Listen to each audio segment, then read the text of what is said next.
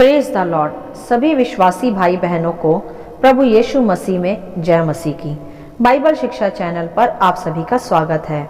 हमारे इस चैनल को देखने के लिए आप चैनल को सब्सक्राइब करें और बेल आइकन के ऑल बटन को ज़रूर दबाएं, तभी आपको हमारी आने वाली हर वीडियो का नोटिफिकेशन मिलता रहेगा।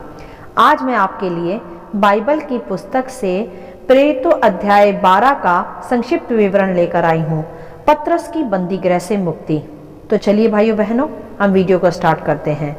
बाइबल दर्शाती है यहाँ कि यह उस समय की बात है जब यरूशलेम में राजा हेरोदेस का राज्य था और उसी समय में प्रभु यीशु के प्रेरितों के कार्य कलीसियाओं के रूप में फैलते जा रहे थे। तब उसी समय में हेरोदेस राजा ने कलीसिया के कई व्यक्तियों को सताने के लिए उन पर हाथ डाले। उसने यूहन्ना के भाई याकूब को भी तलवार से मरवा डाला। और जब हेरोदेस ने देखा कि यहूदी लोग इससे आनंदित होते हैं, तो इसी कारण उसने पतरस को भी पकड़ लिया। बाइबल बताती है कि वे दिन अख़मीरी रोटी के दिन थे, अर्थात यहूदियों के आधार पर वह फसह के पर्व के दिन थे, जिसमें जगह जगह से यहूदी एकत्रित हुए थे। तो इसी कारण अपनी प्रशंसा के कारण राजा हेरोदेस ने पतरस को भी पकड़वा दिया कि जब यहूदी यूहन्ना को मरवा डालने से आनंदित हुए, तो वे पतरस के पकड़े जाने पर और भी आनंदित होंगे और राजा की बड़ाई करेंगे, क्योंकि पतरस कलीसिया का लीडर था। यहाँ हम देख सकते हैं भाइयों बहनों, एक शैतानी आत्मा से भरे मनुष्य की विचारधारा को, जैसी हेरोदेस की विचारधारा थी, जो कि परमेश्वर के कार्यों के विरुद्ध की थी।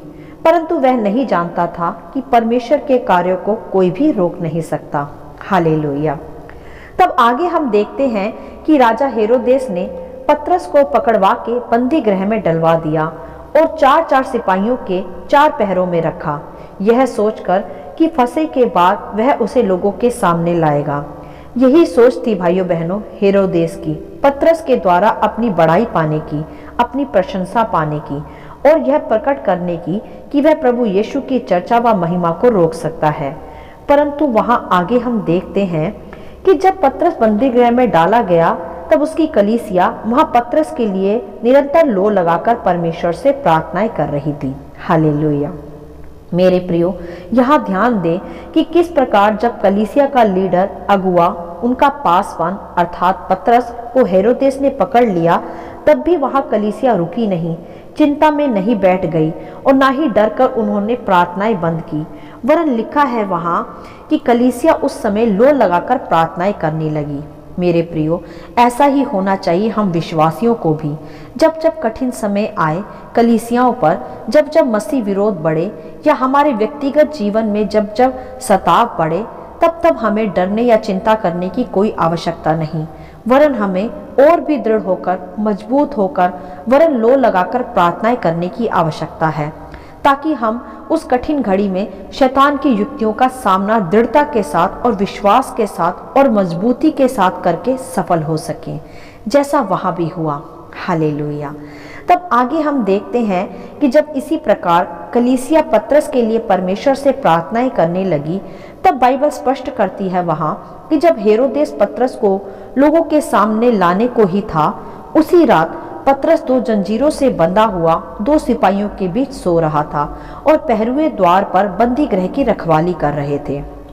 अर्थात मेरे प्रियो, हम यहाँ सर्वप्रथम देख सकते हैं ध्यान पूर्वक कि पतरस हेरोदेस के द्वारा बंदी बना लिए जाने के बावजूद भी, कड़े पहरों में बंद होने के बावजूद भी, यह जानते हुए भी कि उससे पहले हेरोदेस ने याकूब के भाई यूहन्ना को भी तलवार से मरवा डाला है और अब उसे भी यहूदियों के आनंद के लिए व अपनी प्रशंसा के लिए मरवा भी सकता है, यह सब जानते हुए भी पतरस वहां बंदी गृह में निश्चिंतता से सो रहा था, जो कि प्रकट करता है पतरस के प्रभु के प्रति सच्चे समर्पण को व विश्वास को, जो जानता है कि जिसके प्रचार करने के कारण वह बंदी गृह में डाला गया है, वह सामर्थी प्रभु है, जो आप भी मुर्दों में से जी उठा, जिसे मौत भी हरा ना सकी, तो यह बंदी गृह की जंजीरें कैसे पतरस को बांध सकती हैं। हालेलुया।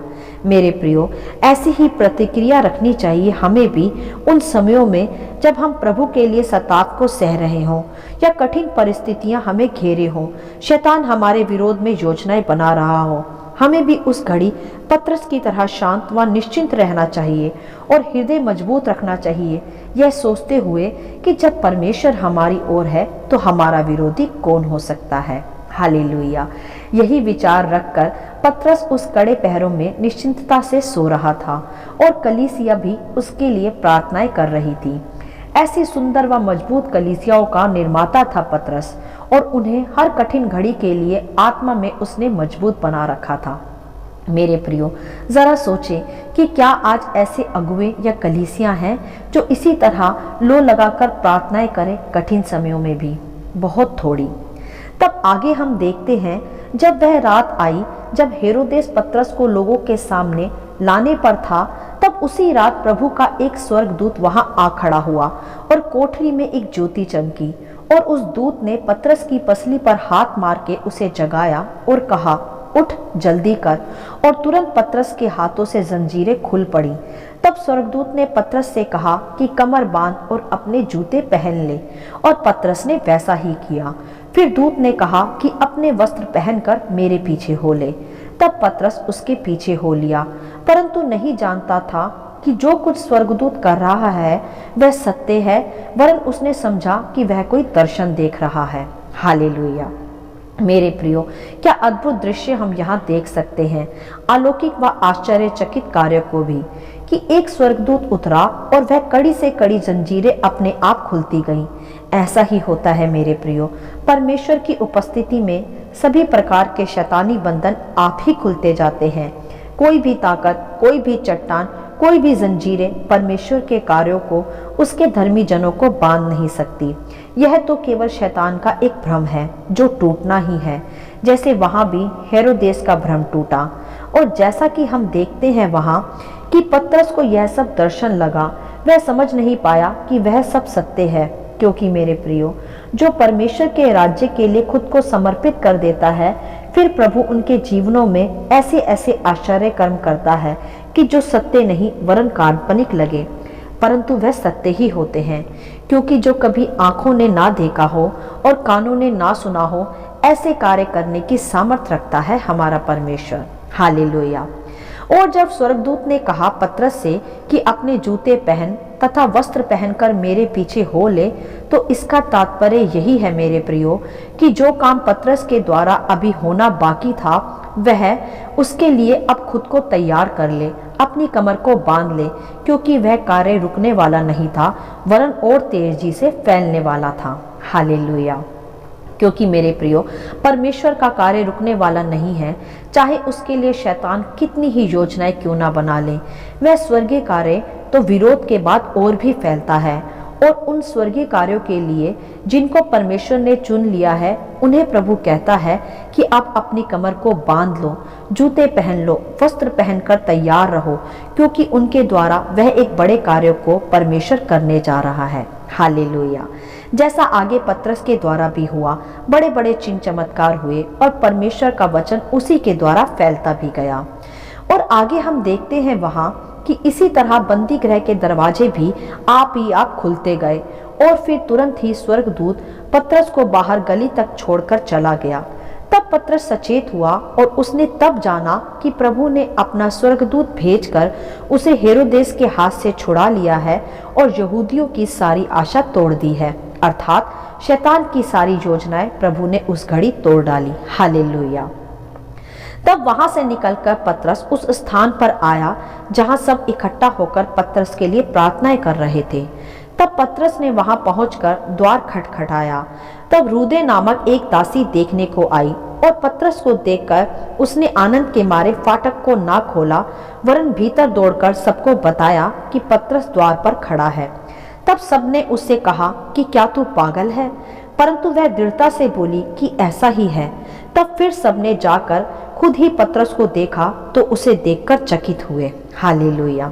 यहाँ हम देख सकते हैं मेरे प्रियो, कलीसिया की लो लगाकर की गई प्रार्थनाओं का उत्तर उनके सामने खड़ा था पतरस के रूप में, और वह तुरंत आए और अपने उत्तर को देखकर चकित हुए। ऐसा ही होता है मेरे प्रियो, परमेश्वर को लो लगाकर आत्मा व सच्चाई से पुकारने का परिणाम। वह भला परमेश्वर है। मन से, आत्मा से, निरंतर विश्वास से पुकारने वालों की वह सुनता है। तथा उत्तर भी देता है, जैसे कलीसिया की प्रार्थना का उत्तर पतरस के रूप में उनके सामने था और लोगों ने उसे देखकर आश्चर्य किया। इसीलिए क्योंकि पतरस से पहले भी हेरोदेस याकूब के भाई यूहन्ना को मरवा चुका था और पतरस को भी उसने अब कड़े पहरों में बंद किया था, अर्थात असंभव को संभव होते हुए उन्होंने वहां देखा। परंतु यह उनकी प्रार्थना का ही परिणाम था, जो पतरस की हेरोदेस कोई भी हानि ना कर पाया। हालेलुया। इस प्रकार मेरे प्रियो, पतरस की बंदी गृह से मुक्ति हुई तथा जो कार्य प्रभु ने पतरस के द्वारा करना था वह रुका नहीं, वरन उसी के द्वारा परमेश्वर का वचन बढ़ता और फैलता गया। और बाइबल यह भी बताती है कि इसके पश्चात राजा हेरोदेस का भी अंत हुआ। बाइबल स्पष्ट करती है कि राजा हेरोदेस कीड़े पड़ के मरा। हालेलुया। यहाँ हम देख सकते हैं कि जो परमेश्वर की कलीसिया को सताता है या धर्मी जनों पर हाथ डालता है, उसका अंत बुरा ही होता है, क्योंकि वचन में प्रभु ने आप ही कहा कि जो तुम्हें छूता है वे मेरी आंख की पुतली को छूता है। और यह तो प्रकट है कि परमेश्वर को छूने वालों का अंत बुरा ही है, जैसा हम वहाँ हेरोदेस के जीवन में भी देख सकते हैं। तो यह तो सत्य है मेरे प्रियो कि शैतान कल, आज और युगानुयुग के लिए हारा हुआ है। वह परमेश्वर के विरुद्ध में योजनाएं तो बना सकता है, परंतु उसकी योजनाएं कभी सफल नहीं हो सकती, क्योंकि वह पहले ही प्रभु यीशु के द्वारा क्रूस पर हराया जा चुका है। वरन उसके सताव से तो और भी परमेश्वर का कार्य बढ़ता और फैलता जाता है। हालेलुया। तो मेरे प्रियो, यहाँ इस अध्याय से हम कुछ विशेष बातों को सीख लेंगे। एक तो यह है कि जिस काम के लिए प्रभु ने आपको चुन लिया है उसमें समर्पित करें खुद को, फिर चाहे परिस्थितियां आपके विरोध ही में क्यों ना हो। कोई भी बाधाएं, कोई भी कठिनाइयां, कोई भी जंजीरें आपको बांध नहीं सकती, गिरा नहीं सकती।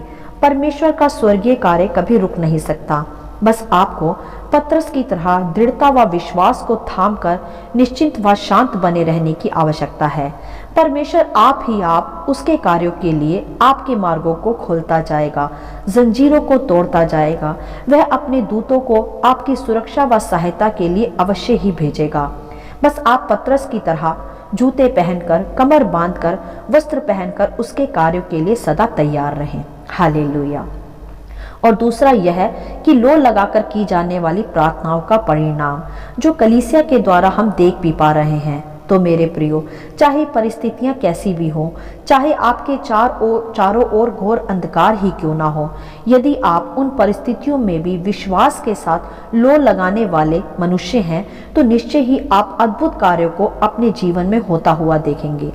आपकी प्रार्थनाओं का उत्तर तुरंत आते हुए देखेंगे, जैसा उस घड़ी कलीसिया की प्रार्थनाओं का उत्तर भी पतरस के रूप में तुरंत आया। तो मेरे प्रियो, परमेश्वर के कार्यों के लिए खुद को दृढ़ करें, सदा उसके लिए समर्पित बने रहें। कठिन परिस्थितियों में घबराए नहीं, चिंता ना करें, वरन और लो लगाकर प्रार्थनाएं करें। फिर आप अपने जीवन में अद्भुत कार्यों को होता हुआ देखेंगे, वैसे कार्य जो पहले कभी आपने ना देखे हो ना सुने हो। उन कार्यों को परमेश्वर आपके जीवन में और आपके जीवन के द्वारा सब पर प्रकट करेगा। हालेलुया। आशा करती हूँ इस अध्याय का संक्षिप्त विवरण आप सभी को समझ में आया होगा। प्रभु आपको अपनी पवित्र आत्मा की भरपूरी से सदा भरता रहे। यदि आप चाहते हैं कि दूसरे भी इसे सुनकर आशीष पाएं, तो आप दूसरों के साथ भी इसे शेयर कर सकते हैं, क्योंकि हमारे प्रभु यीशु मसीह की यही इच्छा है। आमीन and God bless you all.